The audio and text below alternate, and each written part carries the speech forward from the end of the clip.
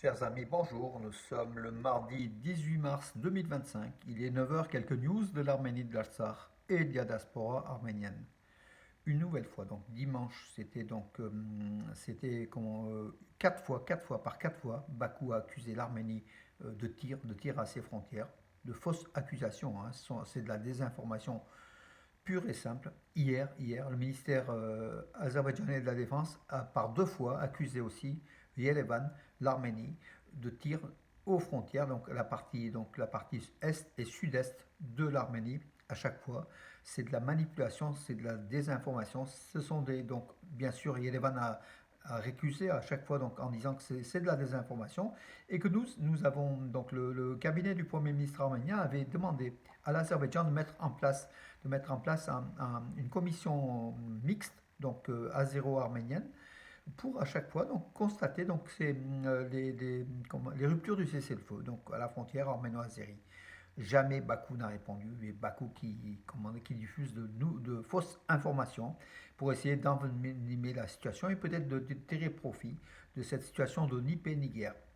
Voilà. Alors que les observateurs de l'Union européenne déployés aux frontières de l'Arménie ont affirmé n'avoir rien constaté, que la situation était calme, qu'il n'y avait rien de nouveau. Voilà, donc une nouvelle fois, Bakou ment pour essayer d'envenimer la situation une nouvelle fois.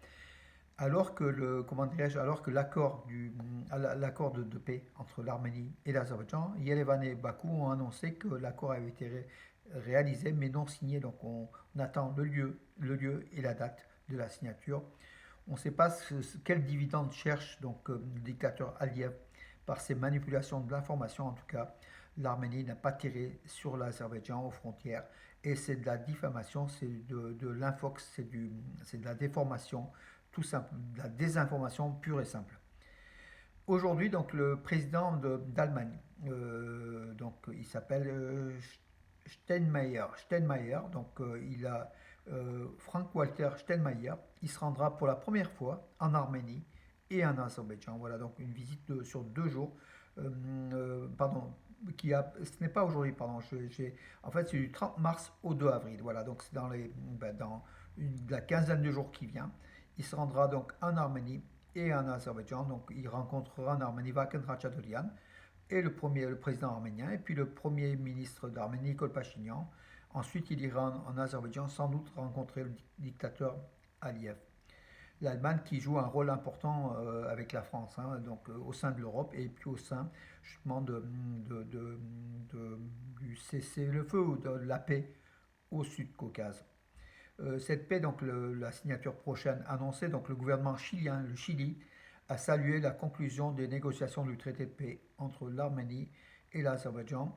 Et puis il y a d'autres organisations, hein, comme je vais vous le dire, plusieurs organisations qui hier, la Jordanie qui a aussi bien sûr affirmé, la Géorgie qui par la voix de sa ministre des Affaires étrangères, euh, euh, Maka Bojorishvili, lors d'une conférence internationale Rising Dialogue 2025 à New Delhi, hier, a annoncé comment dirais-je, le traité de paix entre l'Arménie et l'Azerbaïdjan est important pour toute la région. Voilà, donc, et puis elle a affirmé que les liens avec l'Arménie, l'Azerbaïdjan et la Turquie pour la Géorgie, ce sont des liens de coopération très importants pour le développement de la région. Euh, Alan Simonian, donc président du Parlement arménien, il a dit que le texte intégral du traité de paix entre l'Arménie et l'Azerbaïdjan sera bientôt connu. Lui, il dit qu'il connaît tout le contenu du texte et que tout est en faveur tant de l'Arménie que de l'Azerbaïdjan. Le principe de réciprocité est engagé dans ce document-là. Ben, enfin, on pense qu'il y a quand même des éléments manquants. Euh, Déjà au regard donc des accusations de Bakou par rapport à Yerevan pour des ruptures du cessez-le-feu, de fausses accusations, déjà ça démontre l'état d'esprit de l'Azerbaïdjan. Alors on ne sait pas comment Aliyev va signer ce traité de paix, en tout cas enfin, ça nous semble un petit peu comme dans un autre monde, hein, voilà. Donc alors, entre-temps, donc d'autres organisations, bien sûr, qui ont aussi salué ce traité à venir à signer. Le secrétaire, donc le Conseil de coopération du Golfe, donc des pays du Golfe, du Golfe Persique, et l'Organisation de la coopération islamique, l'OCI, qui salue la conclusion des pourparlers entre l'Arménie et l'Azerbaïdjan. Conclusion oui, mais signature pas encore. Ça ne saurait peut-être tarder, mais en tout cas pas encore. L'ambassadeur d'Arménie, donc je passe en France, on revient en France, l'ambassadeur d'Arménie en France, Arman Khachaturian, qui a remplacé Madame Tolmadjian, donc l'ex-ambassadrice d'Arménie en France, Arman Khachaturian donc, a rencontré la présidente directrice du musée du Louvre, Laurence Decart. Pourquoi cette rencontre? Parce que le musée du Louvre va créer un département lié, en fait, donc des salles supplémentaires liées à Byzance et puis aux chrétiens d'Orient. Et l'Arménie, chrétien d'Orient, bien sûr, premier État chrétien au monde d'ailleurs, a beaucoup d'éléments culturels à fournir au Louvre. Donc en fait, ils ont parlé de la coopération entre l'Arménie et la France, entre le musée national d'Arménie et puis la galerie nationale d'Arménie et le musée du Louvre, pour la fourniture d'éléments justement pour cette exposition nouvelle donc au Louvre, qui est le premier musée le plus visité du monde, comme vous le savez. Donc ces liens sont importants, donc que l'Arménie puisse figurer aussi avec Byzance et les chrétiens d'Orient dans cette partie-là nouvelle du Louvre qui s'ouvrira à l'horizon, je pense, 2026-2027. Je ne pense pas que ce soit cette année. En tout cas, l'Arménie est sur de bons projets et il faut que la présence arménienne soit marquée au musée donc, du Louvre davantage. Et c'est important, c'est une vitrine. Passons au sport. Très très bonne nouvelle. Elina Avanesian, qui avait fait qui était la première arménienne au tennis à figurer donc dans les 40 premières mondiales en se plaçant 39e, c'était la semaine dernière. Aujourd'hui, dans un nouveau classement publié, elle est 36e. Donc Elina Avanesian, c'est historique pour l'Arménie. C'est jamais une femme arménienne en tennis n'avait atteint en tennis professionnel le classement WTA, cette 36e position. Il y a un Arménien chez les messieurs qui a été 38e, Sarkis Sarkisian, en 2004, c'était.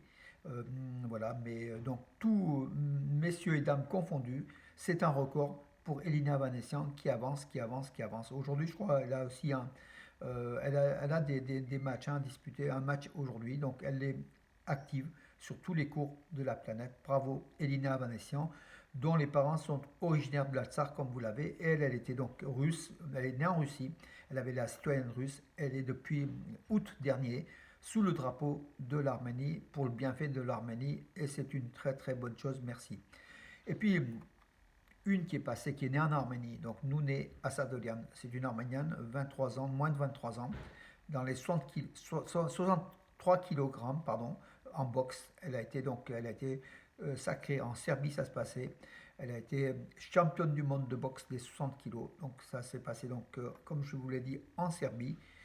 Je dirais malheureusement, elle était donc née en Arménie. Cette Arménienne était née dans la région de Chilak, dans la commune, le village de Sarnarpur. Sarnarpur, oui, oui.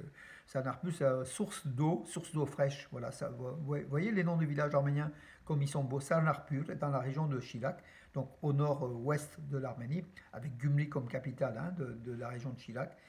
Elle est triple championne de Russie de boxe. Elle est maintenant championne du monde donc, de boxe, sous les couleurs, malheureusement, je dirais, de la Russie. Voilà, parce que l'Arménie peut-être n'a pas une école assez développée pour garder ou pour former des champions et des championnes en boxe, même s'il y avait une bonne école de boxe en Arménie à l'époque de Yengi Balian, champion olympique de Melbourne de 1956 aussi. Voilà, ce sont des rappels de l'histoire du sport arménien. Les écoles, dont l'école arménienne, Saint-Martyr, alors en arménien, j'ai oublié l'arménien, donc de l'attaquer des Saint-Martyr, mais c'est pas Zo en fait, le terme les Saint-Martyr. Donc l'école arménienne de l'attaquer au nord de la Syrie, au nord-ouest de la Syrie, sur la côte, fief de l'ex-président Bachar el-Assad. Ces écoles ont réouvert leurs portes. Donc, ça se passe donc hier. C'est ce qu'a affirmé le journal arménien d'Alep, de Syrie, de Ganzasal, qui rapporte la nouvelle. L'école nationale arménienne des Saints Martyrs a ouvert ses portes. Voilà, bravo pour ces quelques dizaines d'élèves. Hein. Ce n'est pas une grande communauté arménienne à l'attaquer, mais en tout cas, il y a une communauté arménienne toujours active. Voilà, voilà mes amis. Est-ce que j'ai fait le tour de l'actualité? Je regarde sur poste donc les infos. Euh, eh eh bien, oui. Donc, oui, j'ai fait le tour de l'actualité. Oui, juste une dernière chose, mes amis. C'était hier soir à Radio Arménie, l'émission Sport. Rajak Nechté et moi-même, donc pour les nouvelles sportives. Rajak et Nechté ont interviewé un Ivoirien de la Côte d'Ivoire, un citoyen de la Côte d'Ivoire installé depuis une dizaine d'années près de Dilijan, à quelques kilomètres de Dilijan dans le village de Terrout.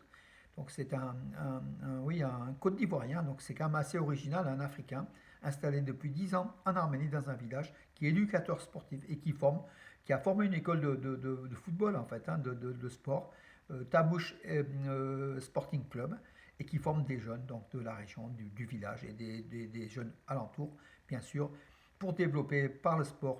Il dit qu'avant le sport, c'est être l'humain qui est important, c'est la façon de se comporter qui est important, l'éducation qui est importante. Et il veut éduquer des gens, les citoyens, par le sport. Il adore l'Arménie, qui dit que c'est le pays à vivre. Et d'ailleurs, il demande, enfin, il appelle tous les Arméniens de la planète à aller en Arménie, même vivre en Arménie. Pour ceux qui désirent quitter l'Arménie, c'est un message fort. L'Arménie, c'est un pays de vie, et c'est dit par un Africain qui parle arménien, français bien sûr, puisque la Côte d'Ivoire est un pays francophone aussi.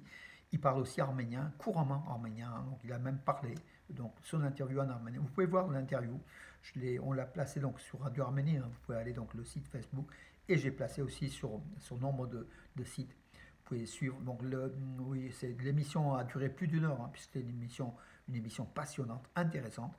Mais allez voir ce Yao Silvio Kaoussi, un Ivoirien, éducateur sportif, installé dans le village de Terrout, dans la région de Tavouche, entre Ichevad et Dilijan, plus proche de Dilijan d'ailleurs, en Arménie, et qui dit l'Arménie est un très beau pays à vivre et il faut éduquer les jeunes. Voilà, c'est la jeunesse, c'est l'avenir de l'Arménie.